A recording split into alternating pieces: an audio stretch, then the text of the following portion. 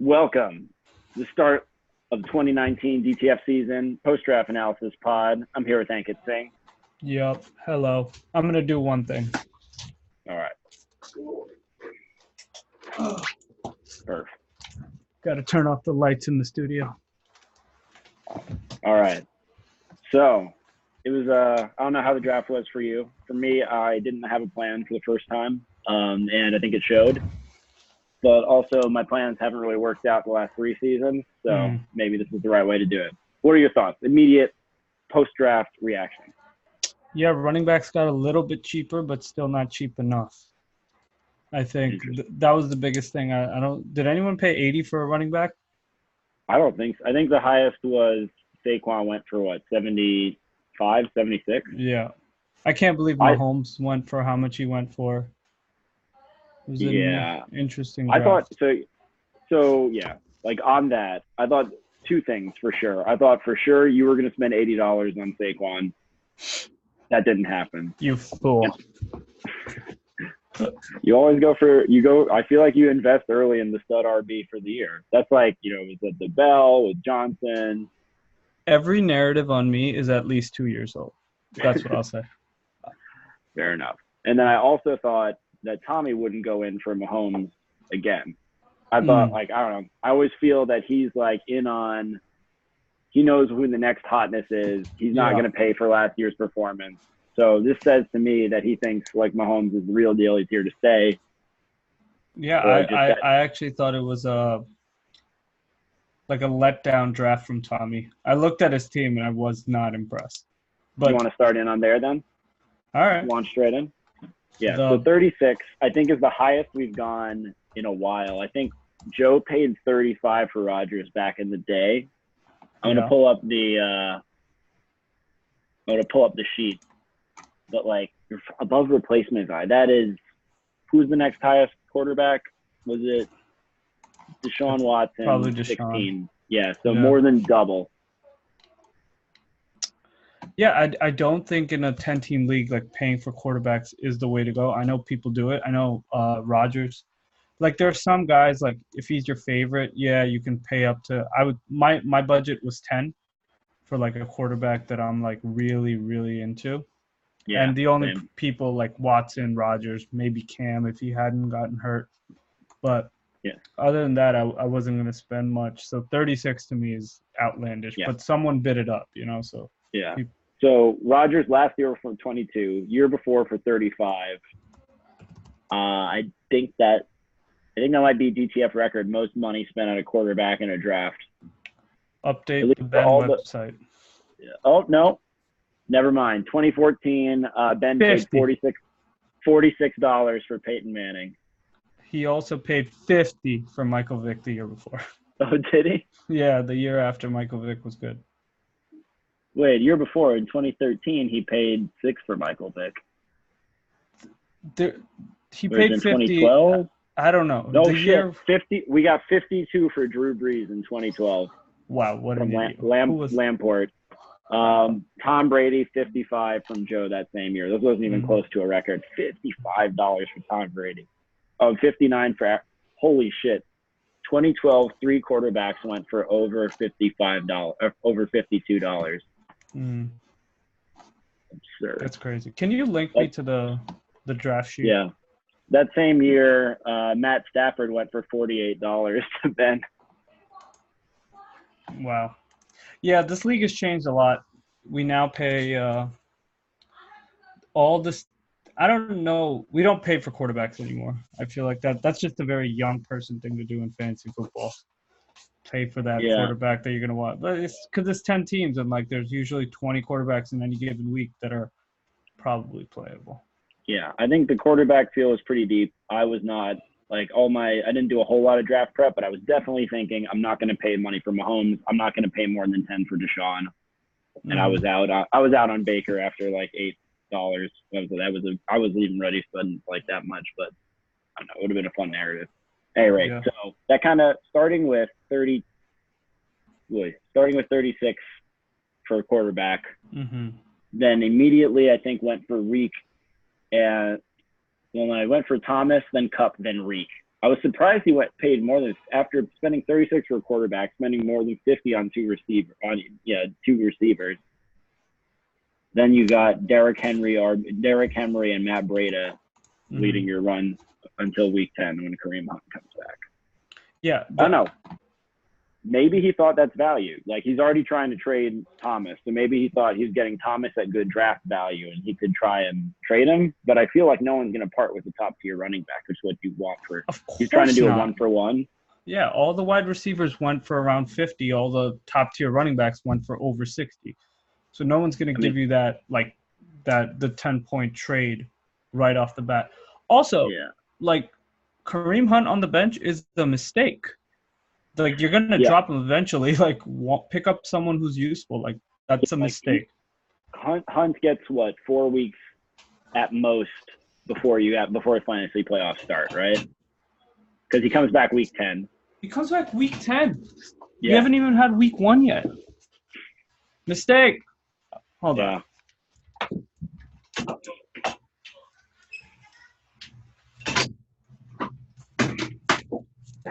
Sorry, the room's getting hot. Sorry. That's the hot take. So, Tommy, we're wondering what you're doing. I usually, if I feel like I'm bidding for the same players Tommy is, then I feel like I'm doing something right. But this year, I couldn't really follow. Definitely would throw in some bids for Thomas and Reek, but I feel like everyone else overpaid. Yeah, I think I like the Justin Jackson draft. Yeah, I think that's sneaky good. Justin Jackson is good. I'm surprised he didn't. I guess Eckler's not in like all the times. Oh, I knew this all last season because I had to deal with fucking Melvin Gordon getting hurt every other week. Mm-hmm. But like Austin Eckler's not a good fill-in, so I think Justin Jackson could end up being, and if they trade Melvin Gordon, it could be that Justin Jackson could be the number 1 running back in LA. I almost said San Diego by the end of the year. I think Justin Jackson doesn't catch passes, so that's gonna. Like Eckler, the reason I drafted him because he's gonna have he can't get game scripted out of games. Yeah. So, and I think everyone except for the person who paid for Melvin Gordon. How much did Melvin Gordon go for? I think like $20 something. Yeah, even that person. 25. That's like mid-round flyer type of play. I think the majority of the fantasy community believes that he's going to be out for some time or get traded or something like that. Yeah. And I think So you think on the 2 holdouts, like everything I'm reading says Zeke's going to be back for week 1. He doesn't have the same kind of leverage that Le'Veon did. I think they're very unpredictable. I don't think from my perspective, Zeke was off my draft board, so was Melvin Gordon. If they fell below 20, I would draft him. But that's how low I am. The other biggest surprise of the draft is that Ben spent $59 on Zeke and $0 on Tony Pollard, which is surprising. No, he bid him up to 6, which was I think either his high or close to his high. But was he that low at that point? Because I feel like if I was taking Zeke, I was definitely budgeting to get Pollard for you need at least if you put 15 on Pollard, add that together, right? That's a reasonable amount to pay for. It's a little much, but you pay for the insurance that you'll have the Cowboys running back. Yeah, if Ben had any foresight, he would have nominated Tony Pollard the next round. Because he's also Mr. Backup RB. Yeah, you should do that the next round. Bid slightly above what people would bid. If you're buying into the Zeke hype, everyone knows that if you already have Zeke, they know Pollard's time is probably limited. I don't think he's going to go for that much. Dominating next round would be the right strategy. He would have gone for 11 because I would have bid him up till 10. So 10 or 11 is what Ben would have gotten for. What about the rest of Ben's team? We'll transition there. Ooh, so we got smooth Zeke. Transition. Yeah. I like it. So Zeke, Fournette. Mm-hmm. If they're healthy, that's a good running back core. If Zeke plays, I don't know. Do you think Fournette actually plays a full season? I don't know. So I have a question for you, right? Mm-hmm. The best way, in my opinion, to value somebody else's team is to pretend it was your own, right? Yeah. If if I do the Men in Black thing and I wipe your whatever memory clean, and this is your team, how do you feel? Personally, I don't feel great. I feel great about my receiving options. Devontae Adams is a stud. I like Stephon Diggs for $9. That's value. And George Kittle is basically a wide receiver one. So you have like three people who have the potential to put up wide receiver one numbers on a weekly basis. You got that insurance. There's a lot of questions. Like Zeke, we don't know. If he plays, that's amazing. But even that, you're paying like 59 is close to full value for Zeke. Yeah, I'd agree.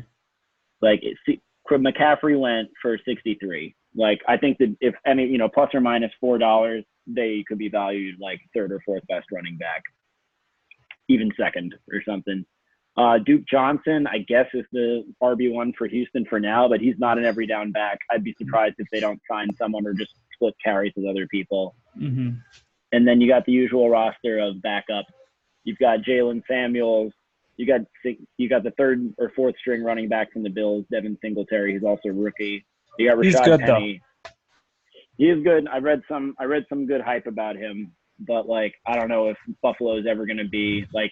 If they're running, it's probably going to be Josh Allen, who's going to be doing a lot of running. I don't think any one back is getting a lot of play. I don't think they're ever going to be up for long enough to really pound it on the ball.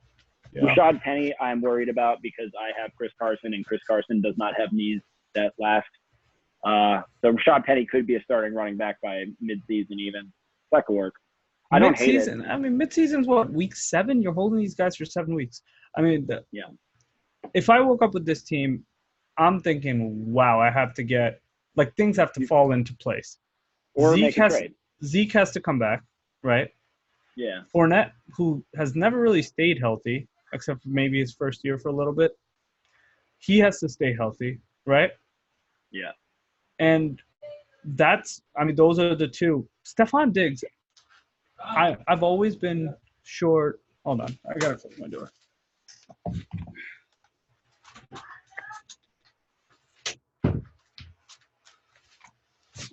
Sorry. Stephon Diggs doesn't suck, but that team wants to which is good for what's his name? Dalvin Cook and Rohan, sure, but not for Ben. And I don't think this team has like the good depth that you kind of expect to go with such a risky top Yeah. It's a position I was in sort of last year. I had Melvin Gordon, who's injury prone, and I didn't get Eckler I did, and then I dropped him because I was stupid. And then I had Royce Freeman because I thought he was going to be the truth, and then a slew of other people who didn't pan out. So I was in a very unstable position after last year's draft, and I definitely didn't want to do that. So looking at Zeke, who's in a holdout, and Fournette, who I'm not sure can play a full season, I would be nervous. But you can make Devontae Adams is solid. Kittle's solid. You could trade them, especially if tight ends don't matter. You could trade Kittle for a piece, and then pick up a flyer at tight end if you really need a running back. Like you traded Gronk for Aaron Jones last year. Great trade for you. You can make a move like that. I think he's going to make a trade before week 4, and a big one, and it's going to involve Devontae Adams or George Kittle. All right. So on that, another smooth transition coming up. So you have your mind wiped. You wake up. Which of these teams do you like the most? What? Now I have to pick a team? All right, I'm gonna go with Joe's. I'm prepared for this. and because I look at Joe's bench and I'm just like, that's a good bench. Mark Ingram. This team is amazing in 2014. Or 2015. It's also got decent upside for 2019. Mark Ingram on a team that's going to run the ball a ton, right? I don't like that he has 2 tight ends. Let's not talk about it. Emmanuel Sanders, tremendous value. Great wide receiver. He's definitely going to drop one of Jelani Walker or Greg Olsen. I don't think he gets them both. Malcolm Brown, who is the actual back. I don't know what's going on with the Rams. So I've seen. So Malcolm Brown was nominal. He was nominally. It was at the end of last season. It was CJ and then Malcolm Brown. But now they drafted someone, and I forget who it was. Darrell Henderson. Darrell Henderson. Yeah. And that, from what I read, that they're kind of expecting him to take over if Todd Gurley can't run the ball. So that's why. I mean, Tommy was definitely lambasting Joe for which I think for $1 to take a flyer on the Rams running back is not a bad strategy, especially if you already have the other Rams running back and Devonta Freeman. And Devonta Freeman for $29 is good value too. Like, I agree. He's a workhorse this year. He's coming off injury, so you got another round of injury-prone backs. I mean, yeah, One with fact, Gurley though, and Freeman. the new OC is the same OC as Devonta's first year when he was terrible or didn't have any good efficiency. So I was kind of wary about drafting him for that reason. But it's a weird guy to bring back, in my opinion. Yeah. You had Kyle Shanahan for 3 years, and then you bring back the guy who was there before him. Then okay, Yep. That's interesting. I like the Cooks. I think it's a little expensive for him though. I love Aaron Rodgers. I'm very high on the Packers this year. Yeah. Yeah. Aren't they going to try and run it more, or are they still not trusting Aaron Jones to be the guy? I am very high on the Packers. So I think they're going to score a bunch of points, something around 30 points a game or something. So everyone's going to get theirs. I would take Joe's team. What about you if you had to pick one? Joe's team I like. Let me see. Man, if I didn't look at the off-season news, Steven's team would be pretty impressive. Like, if you had, if Andy Luck was still throwing, if AJ Green was still healthy, that's a really good 1-2 punch. And AB if he was still on the Steelers, but that's a lot of ifs. So, but there's a reason Steven has all those players, and it's because they all went undervalue. Yeah, because they're all in flux. So, but in terms of for this, I mean, we can talk about Steven's team. I think I do like your team a lot too, and we can talk about them next. We also, I think, had a lot of the same players that we liked, but we can talk about Steven's team first. Okay. So I had Saquon highlighted, but I also said I wasn't going to spend more than 72 on him. So why 72? How'd you come up with that?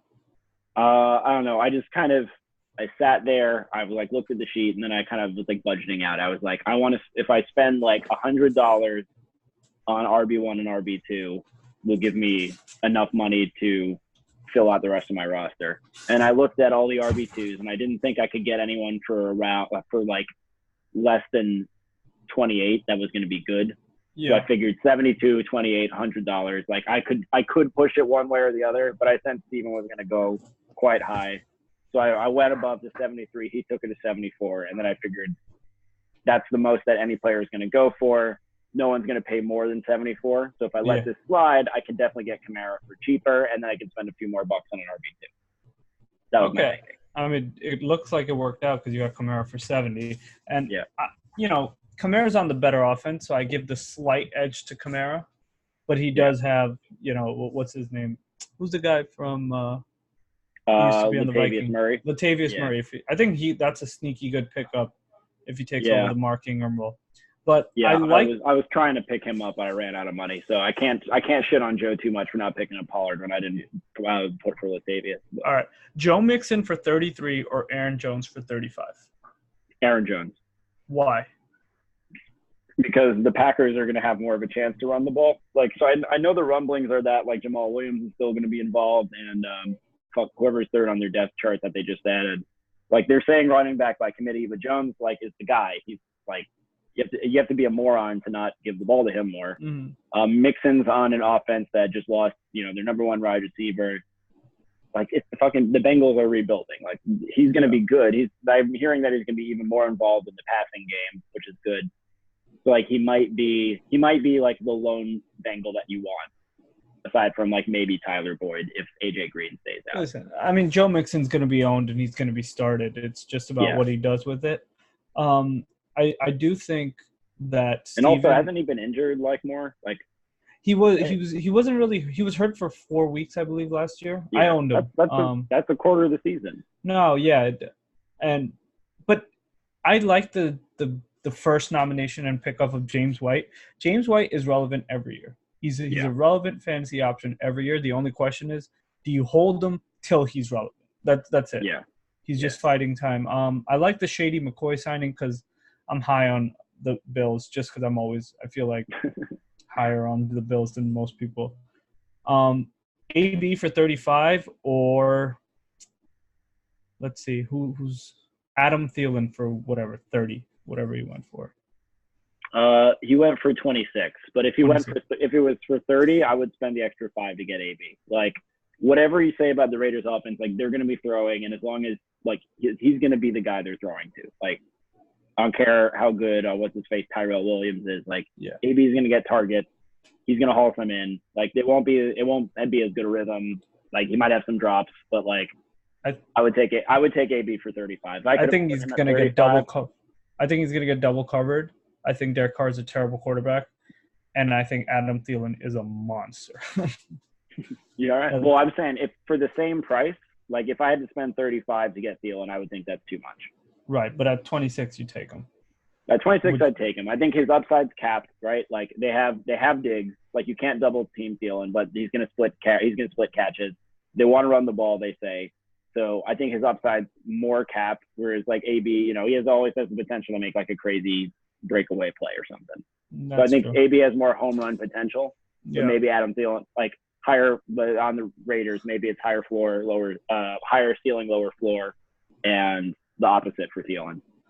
I have a sneaking suspicion that I will be trading for Adam Thielen before the year is up. we can talk.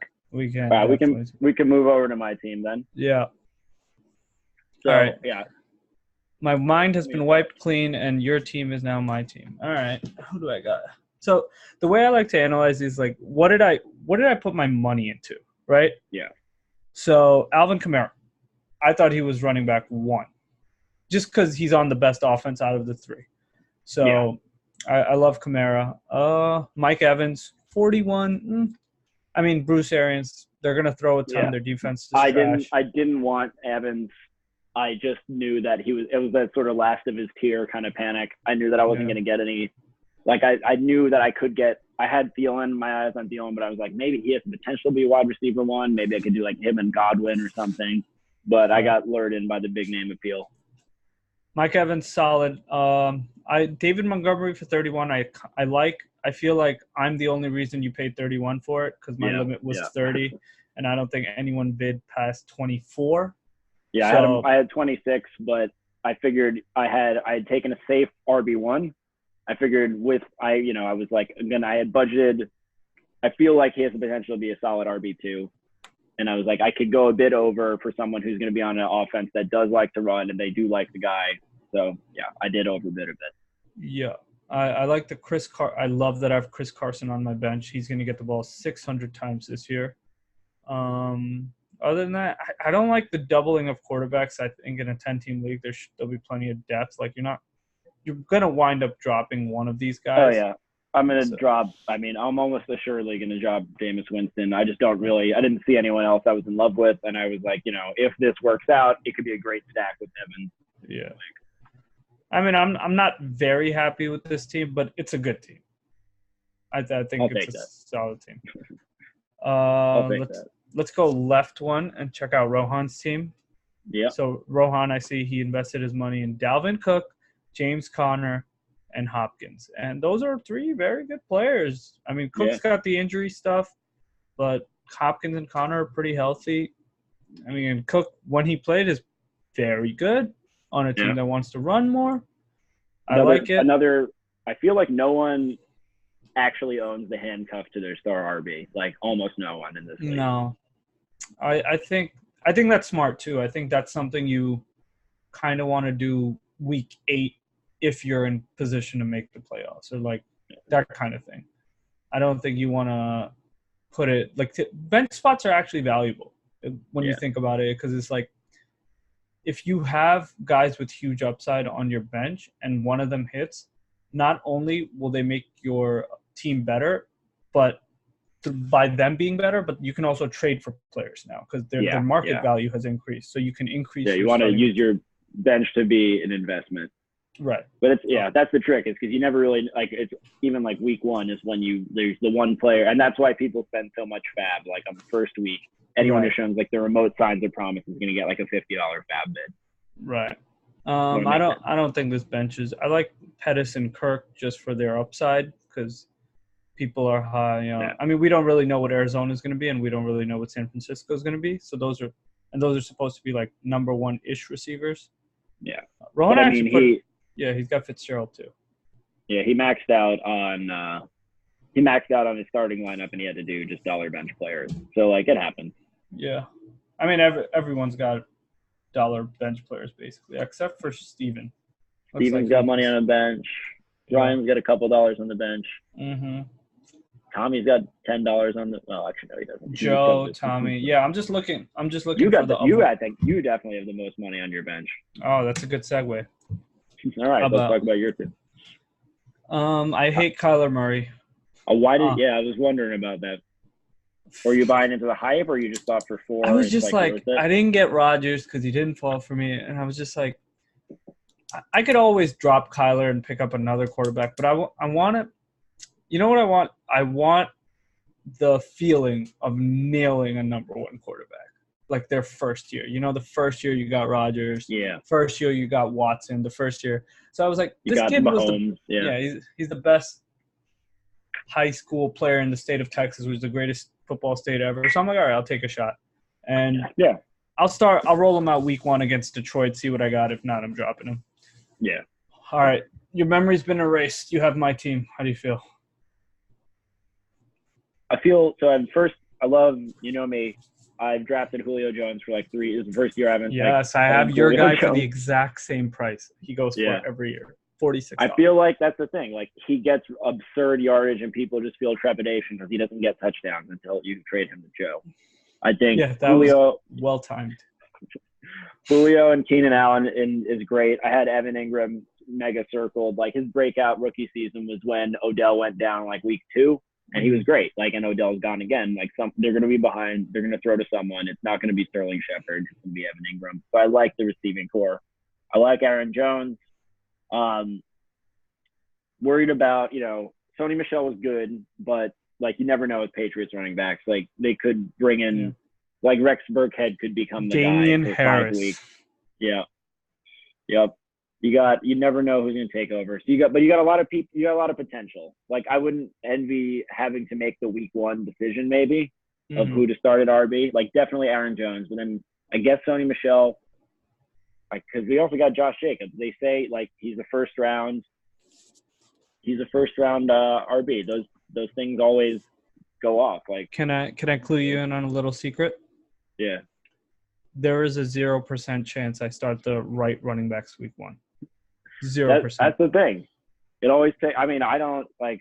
I've always gone in past drafts. I've gone for the like spend a lot of money on one running back and one wide receiver, take a lot of flyers on players, and like you hit with the first 2, and then you just take a few weeks to figure it out. I didn't start Juju week 1 last year. I don't think. Yeah. I started like Larry Fitzgerald, which like made sense to me at the time, but then looking back, you're like, screw that.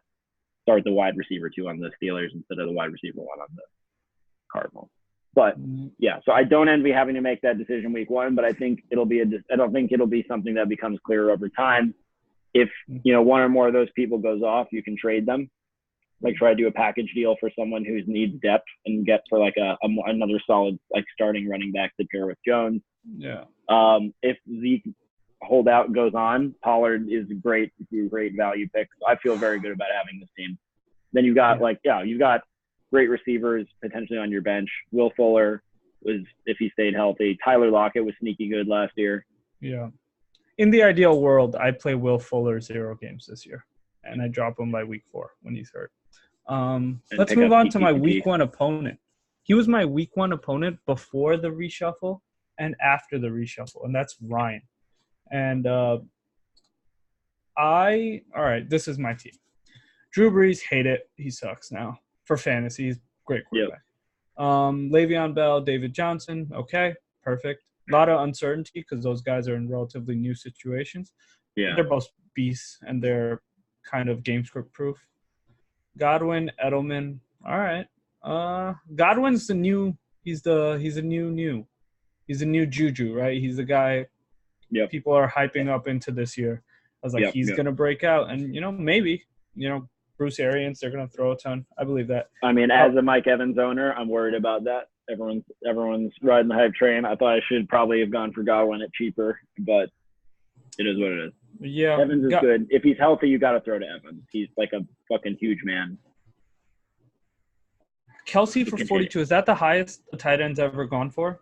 It might be worth it, but let me see. It must Gronk would have been the only person who in years past, because Kelsey wasn't going for this. Right. I've seen Gronk, maybe Jimmy Graham one year. Yeah. Let's Something see, like 35 for Gronk. You keep talking. I'll check the records. I think Galladay's a terrible pick. I hate Matthew Stafford. Jarvis Landry, this isn't PPR, but maybe that offense. Again, he has 3 quarterbacks. That's stupid. His bench is kind of trash, but maybe Calvin Ridley's awesome. 43 for Gronk in 2015 is the highest I've seen so far. That's one higher than Kelsey this year. Yeah, that's pretty good. Record. I mean, I think I took Kelsey for 21 and Gronk for 36 last year. Jimmy Graham for 49 in 2014. Wow. Yeah, he was good. He had the swag too. He was dunking on the fucking goalpost. He was awesome.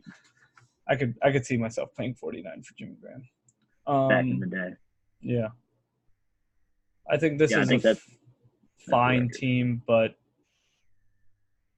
I don't love it. I do not love it. Kenyon Drake's an interesting player because if Kenyon Drake gets traded to Houston, right, for Clowney or something like that, then I think Kenyon Drake's a great player. But, that's just the situation.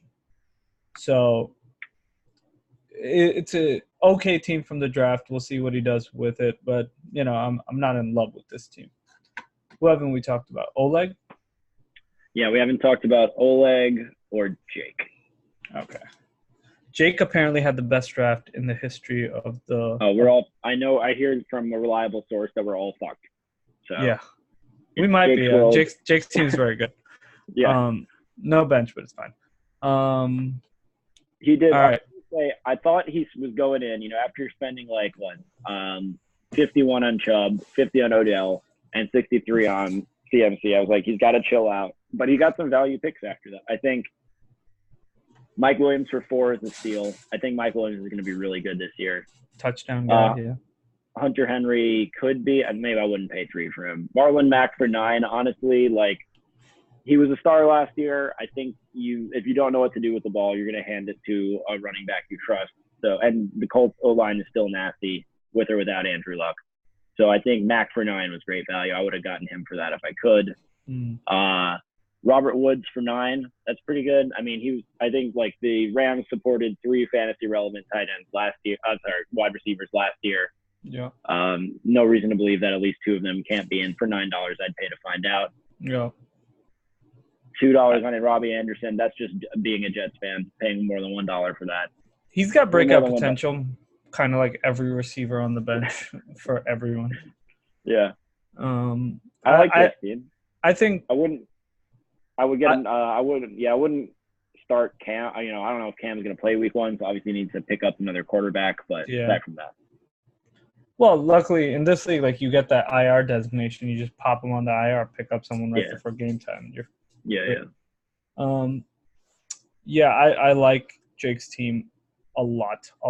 I just think it has tremendous potential because of the snagging of Chubb for less than value. Because the Kareem Hunt scare, even though it's not really a scare, if there is no Kareem Hunt, I think Nick Chubb might go for 65, but he gets him for 51, and ODB for 50. I think there's whenever ODB going to Cleveland reminds me of Randy Moss going to New England. It's just this is the best situation he's ever going to have. And that could yield some really, really, defenses don't know what to do just yet with him. And that could be awesome. I love this team. Let's go to Oleg. Yep. All right. The last team to talk about. Yeah. All right. This is your team. How do you feel? Not sure. So if Melvin Gordon plays, I feel pretty good. Yeah. But without Melvin Gordon, say the holdout goes out, who do you start? You're riding on Latavius Johnson. Murray. Latavius Murray, Kerryon Johnson, Philip Lindsay. So Lindsay, I think there's going to be regression. I think he was great, but I don't know. I feel for $11 is good value. I wouldn't I would count on him more as like RB3 or flex maybe on a weekly basis. Carry on is good. Like if whatever you think about Stafford, Carry on was good last year. He was fantasy relevant. I think he still will be. 36 is probably good value for him. I think Oleg got a lot of value players. I would love Juju on my team. It would also make my puns make a lot more sense. So there's that. Zach Ertz for 22 is good value. I think this team could go either way. I don't feel amazing about it, but I think if Melvin Gordon plays and like if Mari Cooper is healthy, like we don't know what's up with his foot, but like there's a lot of, I think Oleg clearly got a lot of people at good value, and I hope it works out for him because like I respect that he hung back and he got the players that he wanted when he wanted them and didn't overpay for people. I like the Kalen Ballage stash, just stash at the and I also like D.D. Westbrook a lot with Nick Foles there. He's a slot receiver. Nick Foles throws a lot of short passes. I think obviously under the new we didn't talk about it, but under the new defense scheme, the Bears might actually be the only defense worth owning. How is that possible? So the rest of us also the amount of just pure posts about this one small thing, like defensive scoring is important maybe, but it's not that important. But like this is the problem with the league. We fight for these small innovations that make very little difference.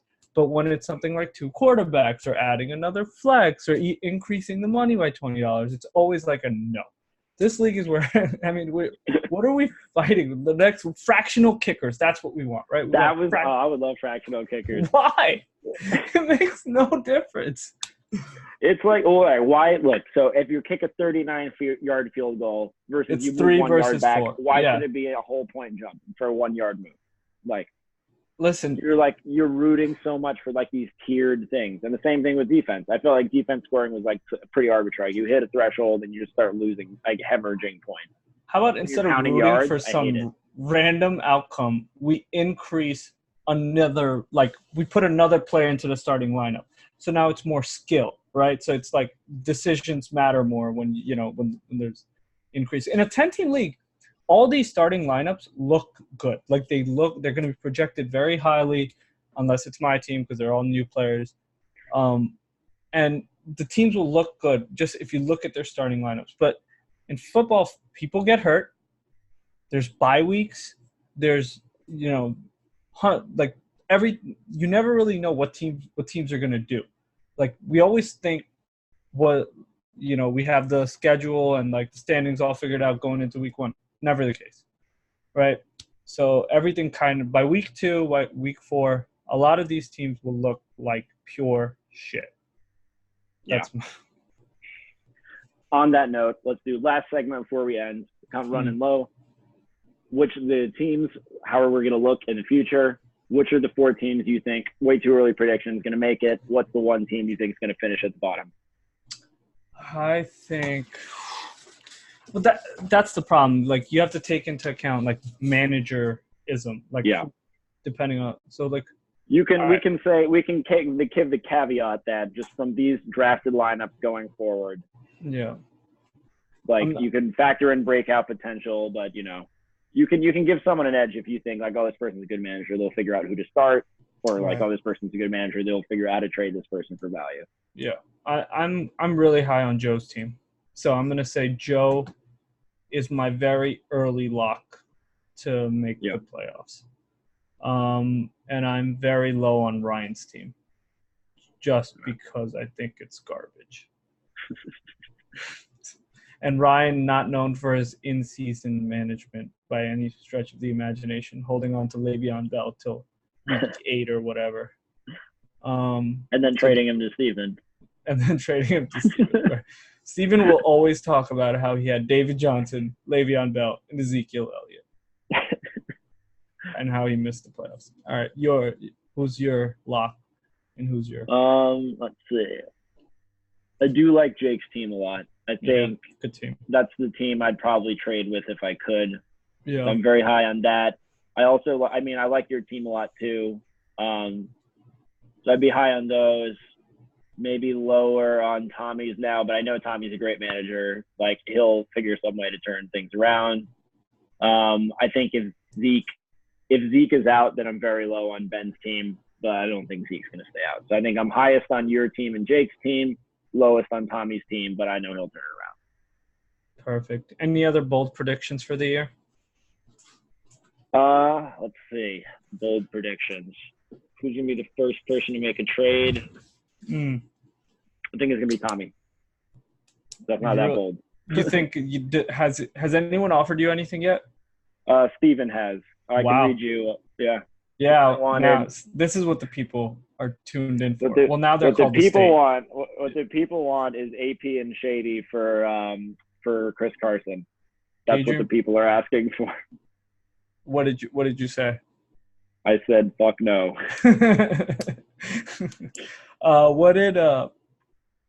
I do think like a trade will get made pre-draft. Pre-week 1. Yeah, I think this is the first year where like I don't think we've ever had a pre-week 1 trade, but I think this is the year that we get one. I think both. This is so tough. I want this to be true, but I don't think it'll be true. I think both Ben and Tommy missed the playoffs this year. Ooh. I think that would be bold. I think that's in play, and Ben talks about it. He's because Ben's 2017 Eagles, long-suffering franchise. This is not a Ben team. This is not a Ben team. Like this is not a team he drafts. Like he did not look excited about it at the draft, but fairly, he didn't look excited about last year's team at the draft either, and he went all the way. That's true. That's because I gave him all the good players. It's luck. All right. Anything else? I think that's all from my end. Hopefully this recording thingy works. So all our listeners, please join us for more pods in the future. Tell us what you think about teams. Look forward to my power ranking of team names once Joe and Tommy get around to changing theirs. All right. Peace out, team. Deuces.